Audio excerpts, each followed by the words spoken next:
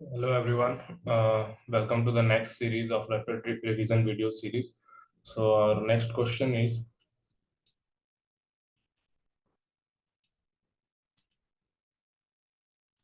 Which of the following reaction is an endothermic reaction. ठीक है, तो यहाँ पे क्वेश्चन है कि इंडोथर्मिक रिएक्शन कौन है। और इंडोथर्मिक रिएक्शन हम लोग को पता है क्या होता है, जिसमें हम लोग को एनर्जी देना होता है।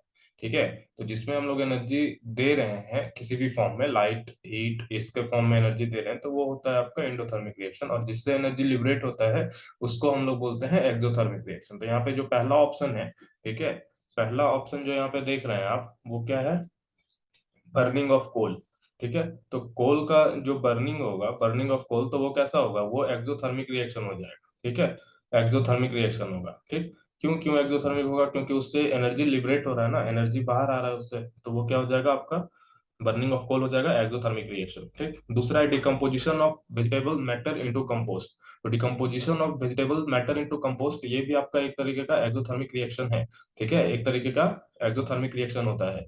और process of respiration, process of respiration आपको पता है हम हमारे बॉडी में हो रहा है। तो उसमें क्या होता है कि जो ग्लूकोज है, ग्लूकोज को हम लोग ब्रेक डाउन करते हैं ऑक्सीजन के प्रेजेंस में, और कार्बन डाइऑक्साइड और ये सब चीज बनता है। तो इसके ये भी क्या होता है? एक्सोथर्मिक प्रोसेस होता है। बच गया आपका decomposition of calcium carbonate to form quick lime and carbon dioxide.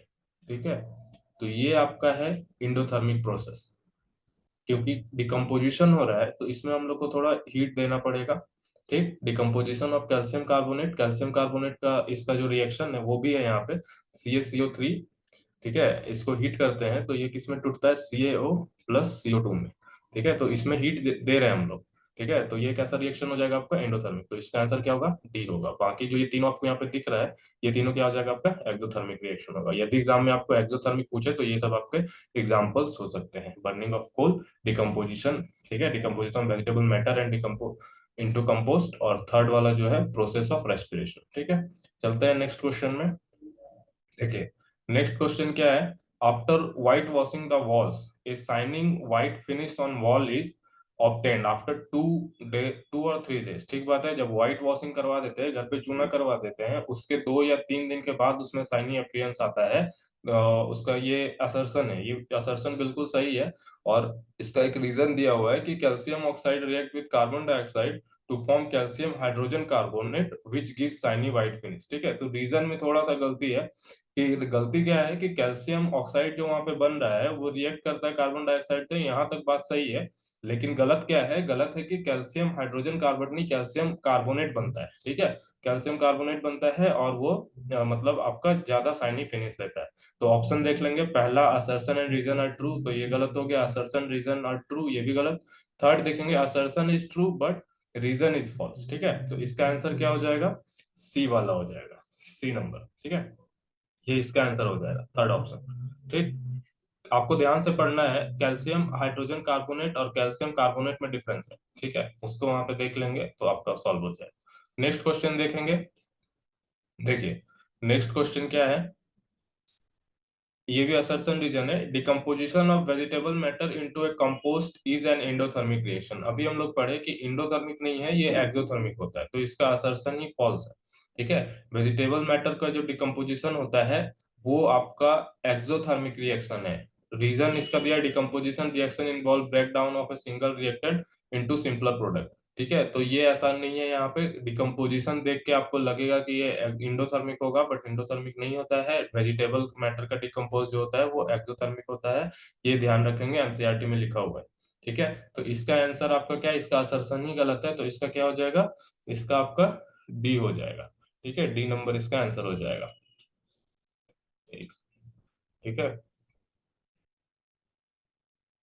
इसका आंसर डी हो जाएगा। ठीक है, डी नंबर। चलिए नेक्स्ट क्वेश्चन में आते हैं हम लोग। ठीक है, नेक्स्ट क्वेश्चन देखते हैं। नेक्स्ट में क्या है? हाँ, देखिए, chemical reaction between copper and oxygen can be categorised है। ठीक है, कॉपर और ऑक्सीजन के बीच में रिएक्शन हो रहा है, तो उसको हम लोग क्या बोलेंगे?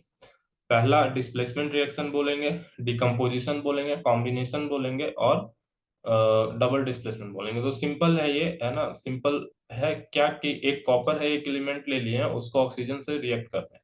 ठीक है, देखिए रिएक्शन कैसे लिखेंगे, कॉपर है, इसको ऑक्सीजन से हम लोग रिएक्ट कर रहे हैं यदि, तो ये क्या बना सकता है ज्यादा से ज्यादा, या तो 2CuO इस तरीके से बन जाएगा कुछ, यहाँ पे भी यदि 2 लगा दे तो बैलेंस करने के लिए, ठीक है। तो ये कैसा रिएक्शन हो रहा है कि एक, मतलब आपको बताए थे कि A+B give C type reaction हो रहा है, ठीक है। तो कॉम्बिनेशन रिएक्शन सिंपल बोल सकते हैं, डिकम्पोजिशन डिस्प्लेसमेंट, ये आपको बता चुके हैं पिछले सीरीज में भी कि क्या होता है, आपको पता होना चाहिए। बस यहाँ पे क्या हो रहा है, ये कंबाइन करके सिंपल एक कंपाउंड बनाते हैं, ठीक है। तो इसका आंसर आपका क्या हो जाएगा, इसका सी आंसर हो जाएगा, ठीक है। चलिए नेक्स्ट क्वेश्चन में हम लोग आते हैं।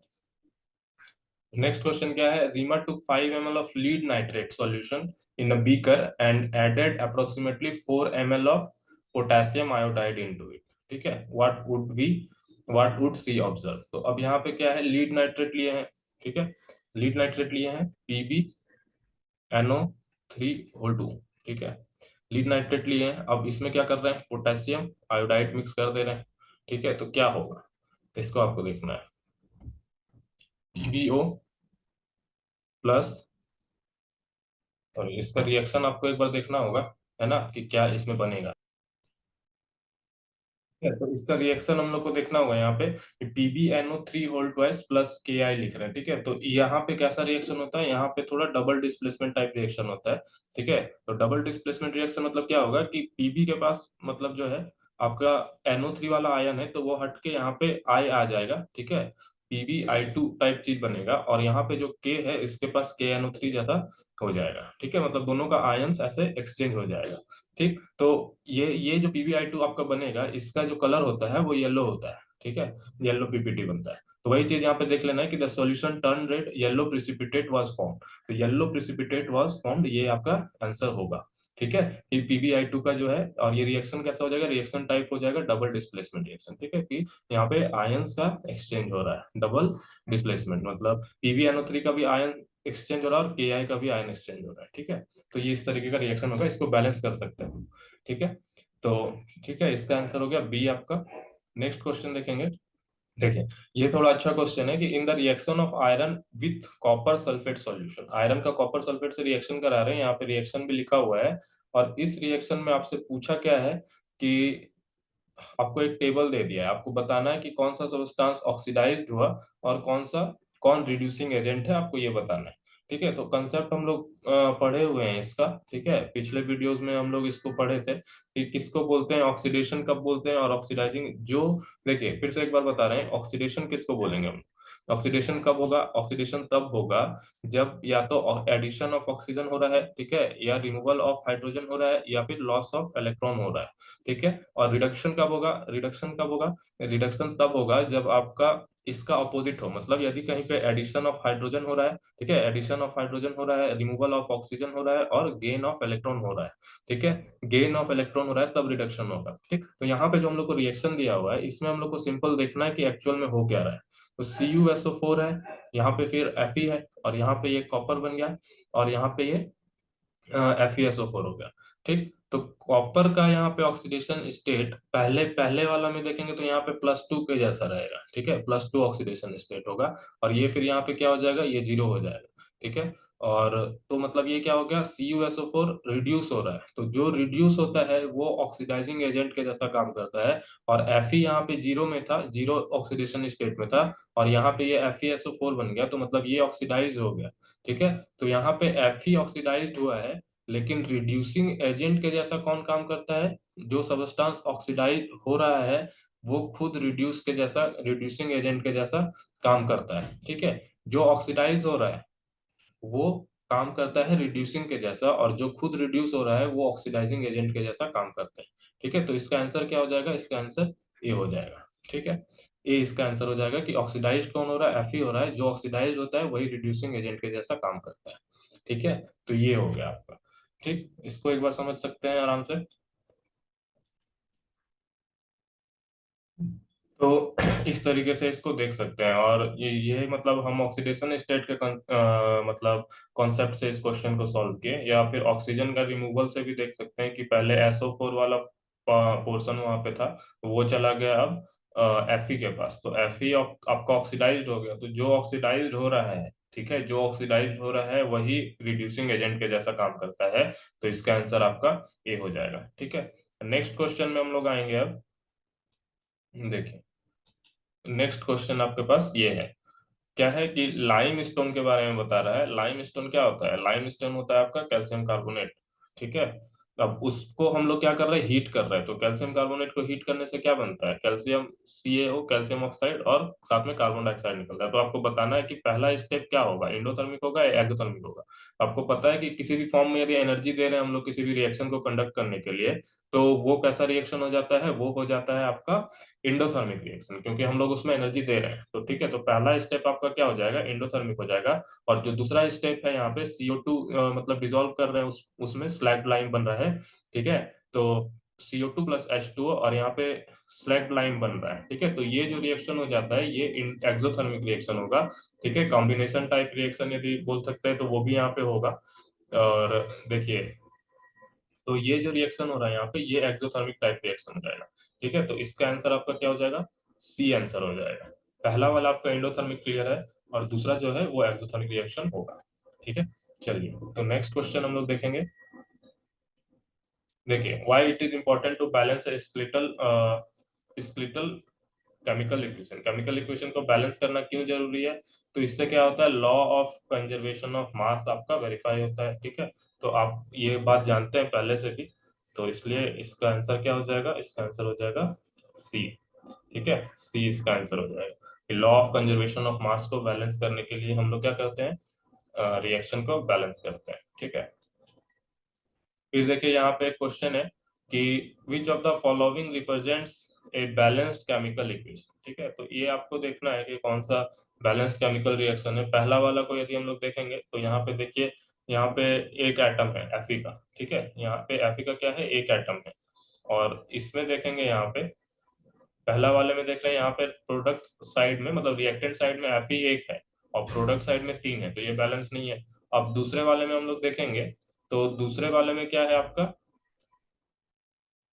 ठीक है, दूसरे वाले में देखेंगे तो क्या है? दूसरे वाले में तीन Fe के एटम है यहाँ पे। ठीक है, तीन Fe एटम है, यहाँ पे भी तीन है। चलिए, तो ये ठीक है। अब हाइड्रोजन देखते हैं, तो यहाँ पे 8 हाइड्रोजन है, और यहाँ पे हाइड्रोजन कितने हैं? यहाँ पे भी 8 हाइड्रोजन है। यहाँ पे ऑक्सीजन कितना है? 4 ऑक्सीजन है। यहाँ पे भी 4 ऑक्सीजन है। ठीक है, तो ये बैलेंस है आपका। जो बी नंबर है, बी क्या है? बैलेंस्ड इक्वेशन है। ठीक है, और नेक्स्ट भी चेक कर सकते हैं। ठीक है, इसको भी चेक कर सकते हैं। तो यहाँ पे कितना है? 3 आयरन है। यहाँ पे कितना है? यहाँ पे भी 3 आयरन है। ठीक, आयरन को छोड़ दिए। अब हाइड्रोजन में यहाँ 2 हाइड्रोजन है, यहाँ पे भी 2 हाइड्रोजन है। ऑक्सीजन देखेंगे तो यहाँ पे सिर्फ एक ऑक्सीजन है, यहाँ पे 4 ऑक्सीजन है, तो ये नहीं बैलेंस है। ठीक है, डी नंबर का देखेंगे तो यहाँ पे 3 Fe है, यहाँ पे भी 3 Fe है। ठीक, यहाँ पे हाइड्रोजन कितना है? 8 है। यहाँ पे कितना है? 2 है, तो ये भी बैलेंस नहीं है। तो आंसर क्या हो जाएगा? बी हो जाएगा। ठीक है, आते हैं नेक्स्ट क्वेश्चन में। नेक्स्ट क्वेश्चन है भाई नहीं ठीक है, तो ये हो गया आपका MCQ सीरीज, है ना, चैप्टर 1 का केमिकल रिएक्शंस एंड इक्वेशंस वाला चैप्टर का सारा MCQ पोर्शन हम लोग कवर कर लिए हैं। अब हम लोग नेक्स्ट वीडियो में क्या करेंगे ना, नेक्स्ट वीडियो में जो थ्योरेटिकल आंसर है जिसमें आपको लिखना है, उसको हम लोग एक्सप्लेन करेंगे किस तरीके से लिखना है। तो वो आपका कवर होगा, और उसके उसके साथ साथ आपका पहला चैप्टर पूरा कवर अप हो जाएगा। आप यहाँ से रिवाइज कर सकते हैं। ठीक है, उसके बाद हम लोग सेकंड और थर्ड जो केमिस्ट्री का चैप्टर है, 4 चैप्टर है टोटल, तो उसको हम लोग यहाँ पे एग्जाम से पहले ट्राई करेंगे कि कवर अप कर देने का। ठीक है, चलिए तब तक ऐसे रिवाइज करते रहिए, और जो भी सजेशन हो आपके तरफ से आप उसको यहाँ पे कमेंट में मेंशन कर सकते हैं। ठीक है, थैंक यू फॉर वॉचिंग।